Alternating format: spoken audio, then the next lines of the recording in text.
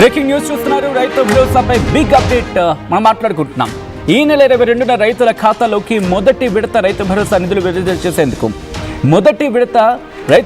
నిధులు విడుదల చేసేందుకు తెలంగాణ సర్కార్ సిద్ధమవుతోంది. సిద్దిపేట జిల్లా నిర్మిట్టలో రైతు భరోసా నిధులు విడుదల చేయబోతున్నారు ముఖ్యమంత్రి రేవంత్ రెడ్డి.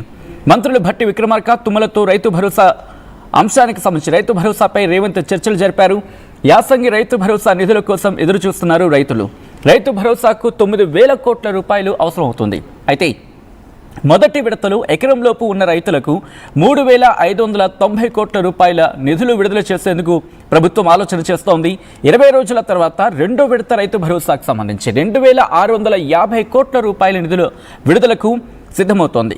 ఇక ఏప్రిల్ నెలాఖరులోపు మూడో విడత రైతు భరోసా నిధులు విడుదల చేసేందుకు ప్రభుత్వం కసరత్తు చేస్తోంది. దానికి సంబంధించి నిధులను సమీకరించుకునే ప్రయత్నం చేస్తోంది. దీని మీద ఇప్పటికీ మంత్రులు ముఖ్యంగా డిప్యూటీ ముఖ్యమంత్రి భట్టి విక్రమార్కతో పాటు వ్యవసాయ శాఖ మంత్రి తుమ్మలతో ఆయన భేటీ అవ్వడం జరిగింది. తుమ్మలతో మాట్లాడారు. ఆ డిస్కషన్స్ జరిగాయి. ఈ నేపథ్యంలో రైతు భరోసాపై బిగ్ అప్డేట్ మీ ముందుకు తీసుకొచ్చింది ఆర్టీవీ. ఈ నెల 22 రైతుల ఖాతాలోకి మొదటి విడత రైతు భరోసా నిధులు జమ చేయబోతోంది తెలంగాణ సర్కార్. సిద్దిపేట జిల్లా నిర్మెట్టలో రైతు భరోసా నిధులు విడుదల చేయబోతున్నారు ముఖ్యమంత్రి రేవంత్ రెడ్డి. ఈ కార్యక్రమం మంత్రులు భట్టి విక్రమార్క అలాగే తుమ్మల కూడా పాల్గొనే అవకాశం ఉందనేది వినిపిస్తున్నమాట. అయితే ఇంతవరకు కూడా వాళ్ళతో చర్చలు జరిపారు రేవంత్ రెడ్డి. యాసంగి రైతు భరోసా నిధుల కోసం ఎదురు చూపులు చూస్తూ ఉన్నారు రైతులు. ఈ క్రమంలో రైతు భరోసాకు 9,000 కోట్ల రూపాయలు నిధులు అవసరమంటూ తెలంగాణ సర్కార్ భావిస్తోంది.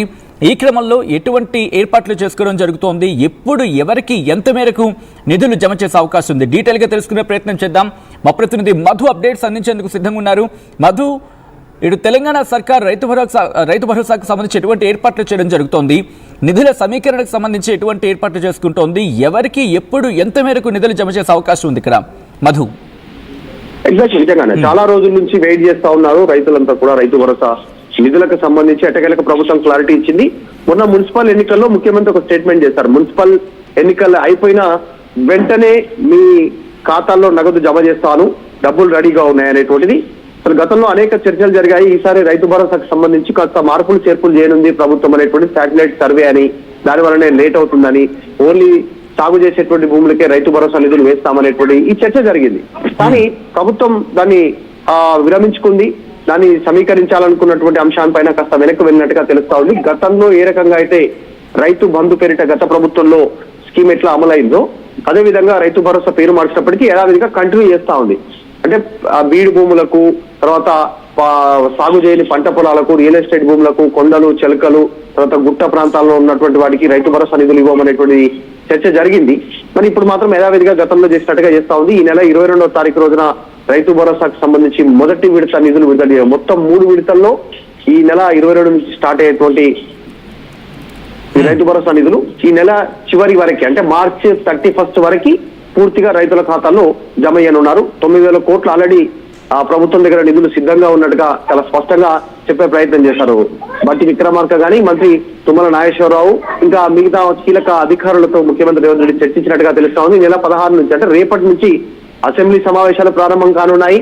అసెంబ్లీ సమావేశాల సందర్భంగా ఇటు బీఆర్ఎస్, బీజేపీ అధికార పార్టీని కార్నర్ చేద్దామనుకున్నారు. రైతు భరోసాకు సంబంధించి వారికి అవకాశం ఇవ్వకుండా అసెంబ్లీ సమావేశాలకు ఒక రోజు ముందు ఈ ప్రకటన రావడం అనేటువంటిది కాస్త ప్రతిపక్షాలకు కాస్త నిరాశ. ఎందుకంటే వాళ్ళు ఈ అంశాన్ని అసెంబ్లీలో లేవనెత్తుదాం అనుకున్నారు. దానికి అవకాశం ఇవ్వకుండా ముందుగా పులి స్టాప్ పెట్టే ప్రయత్నం చేసింది. అందులోనూ సిద్దిపేట జిల్లా నర్మెట్ట ప్రాంతం నుంచి రైతు భరోసా నిధులు విడుదల చేయాలనేటువంటిది ముఖ్యమంత్రి నిర్ణయం తీసుకున్నారు. ఇది Siddipet deputy floor leader BRS పార్టీకి సంబంధించి, తర్వాత మాజీ మంత్రి హరీష్ రావు ప్రాంతం.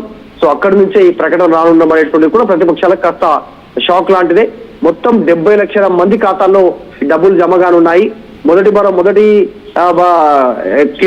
దఫా కింద 1 ఎకరం ఉన్నటువంటి రైతులకు 70 లక్షల మంది 3,590 కోట్లు బదిలీ కానుంది. రెండవ విడత కింద 20 రోజుల తర్వాత, మరో 20 రోజుల తర్వాత 2,650 కోట్లు సంబంధించినటువంటి నిధులు ఏప్రిల్ నెలాఖరు వరకు మూడో విడత కింద మొత్తం ఏప్రిల్ నెల వరకు రైతు భరోసా నిధులు విడుదల చేయనున్నట్టుగా తెలుస్తా ఉంది. చివరాఖరికి వరకు మొత్తం రైతు భరోసా కింద నిధులు విడుదలైన తర్వాత 3 విడతలకు సంబంధించి ప్రభుత్వం నుంచి ఒక ప్రకటన కూడా వచ్చే అవకాశం ఉంది. జెడ్పీటీసీ, ఎంపీటీసీ తర్వాత నెక్స్ట్ జిహెచ్ఎంసీ ఎన్నికలు కూడా ఉండే అవకాశం ఉంది. అందుకని కాస్త ప్రొలాంగా ముందుకు పోతున్నట్టు చర్చ కొనసాగుతా ఉంది. సో ప్రస్తుతానికైతే మొత్తం ఒక క్లారిటీ ఇచ్చింది. ఏప్రిల్ నెల వరకు, ఈ నెల నుంచి 22 తారీఖు నుంచి లెక్క పెడితే ఏప్రిల్ చివరాఖరికి వరకు దాదాపు 1 నెల 15 రోజుల మధ్యలో ఈ టైంలో 1.5 మంత్ లోపల ఈ మొత్తం నిధులను జమ చేయనున్నట్టుగా తెలుస్తా ఉంది ప్రభుత్వం.